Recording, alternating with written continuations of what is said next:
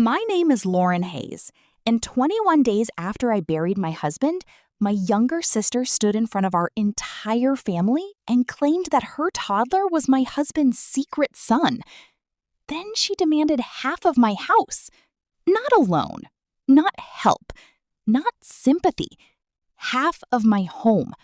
The home my husband and I spent years rebuilding together. The home where I was still sleeping on his side of the bed because I couldn't bring myself to move his pillow. The strange part? She seemed completely confident, like she already believed she'd won. Looking back now, I understand why. Because she thought I was grieving too much to fight back. She thought I was weak. She thought being a widow made me vulnerable. She was wrong.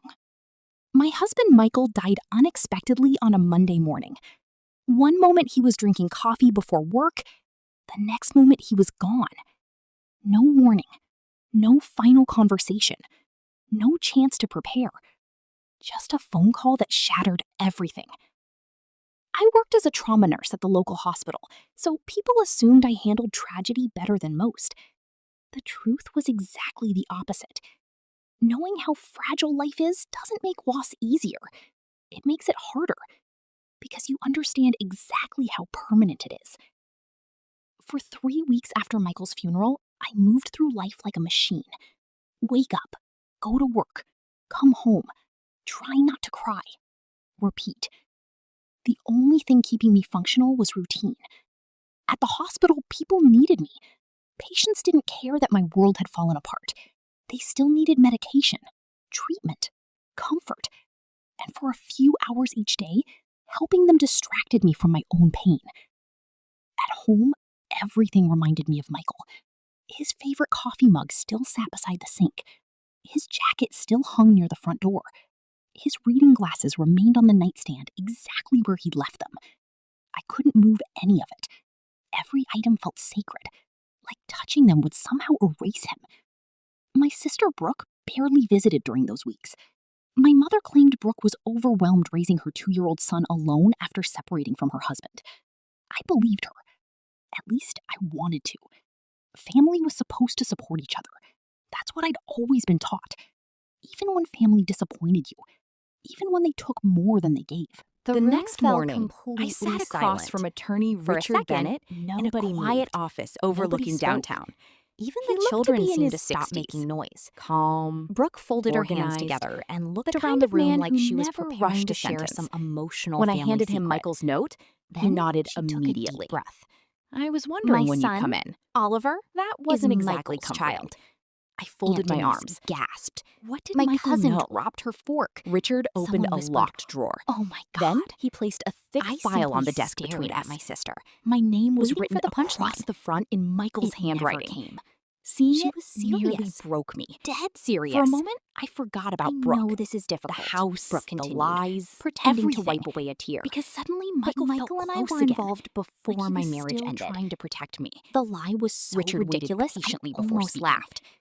About 18 months ago, Brooke. Michael asked me to prepare additional each other legal at family documentation. gatherings, but that was Why? it. Because The idea he of them was having concerned. a secret relationship The was word caught my absurd. attention.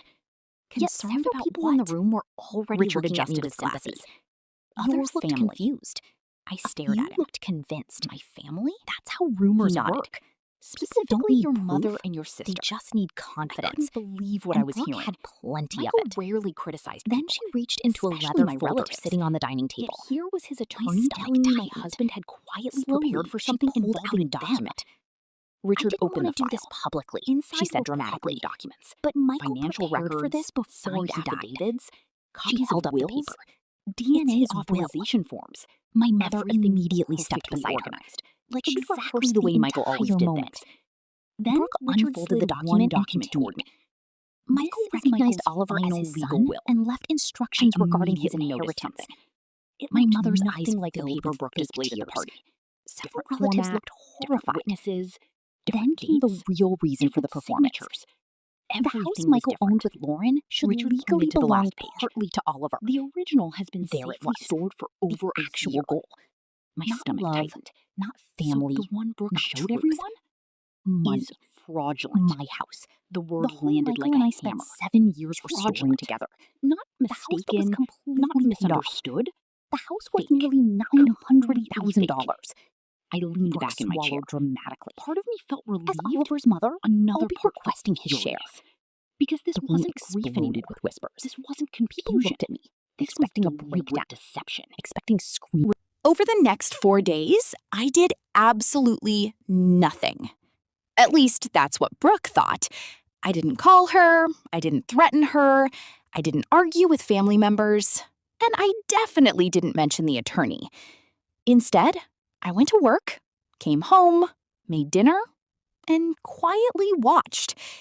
The funny thing about liars is that silence makes them nervous. When people expect a fight and don't get one, they start talking. A lot. By the second day, Brooke was already telling relatives that the house would probably be sold within a few months. By the third day, my mother was discussing how difficult it would be for Brooke to raise Oliver without his inheritance. By the fourth day, several family members were treating Brooke's story like an established fact. Nobody asked for proof. Nobody asked for a DNA test. Nobody questioned the timing. 3 weeks after a funeral, and suddenly everyone was an inheritance expert. Then my cousin Emily called. Unlike the others, Emily actually sounded uncomfortable. "Lauren, can I ask you something?" "Of course." She hesitated. Did Michael really know about Oliver? There it was, the question everyone wanted answered. I smiled. I don't know. Why? Emily lowered her voice. Because Brooke keeps changing details. That got my attention. What do you mean? Last week, she told Aunt Denise that Michael knew before Oliver was born.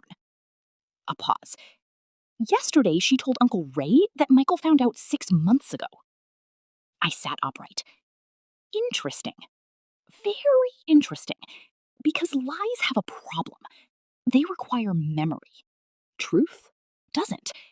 The more Brooke talked, the more inconsistent her story became. And she was talking constantly. By Friday afternoon, Richard called. His voice sounded unusually pleased. We received the forensic review. I stopped what I was doing immediately. And the will is fake. Not suspicious, not questionable. Fake. Completely. The signatures were traced, the witness information was fabricated, even the notary stamp was copied from an unrelated legal document. I closed my eyes, partly from relief, partly from anger. 3 days later, my mother called and suggested a family dinner. The timing was almost funny. After spending a week telling relatives that I was selfish, unreasonable, and cruel, suddenly everyone wanted peace. Or at least that was the excuse. I agreed immediately. Not because I wanted reconciliation, because I wanted witnesses. The dinner took place at my mother's house the following Saturday evening. Almost everyone attended. My mother, Brooke, several cousins, 2 aunts, my Uncle Ray, even Travis showed up. The atmosphere felt strangely confident, like they believed the outcome was already decided. Brooke arrived carrying Oliver on her hip. My mother greeted her like royalty. And every few minutes, someone mentioned the future. Oliver's future. His inheritance. His rights. I listened quietly, smiling, waiting. Eventually, my mother cleared her throat. "Lauren, we're all here because this family needs healing." I nearly laughed. Healing. Interesting choice of words from the people who had spent the last week trying to take my home. My mother continued. "We know this situation is emotional." Brooke nodded dramatically. "But we hope you'll do what's right." There it was again. What's right? Funny how what's right always seemed to involve my money. I placed my napkin on the table, then calmly opened my briefcase. The room went silent. Brooke frowned. "What are you doing?" I ignored her. Instead, I removed several folders, then placed them neatly on the table, one by one. My mother immediately looked nervous, for the first time all evening. Good. I looked directly at Brooke. You've spent the last week telling everyone that Oliver is Michael's son. Brooke lifted her chin. Because he is. I nodded, then slid the first document across the table. The forensic report says your will is fake. Silence. Complete silence. Brooke's face immediately lost color. My mother blinked. What?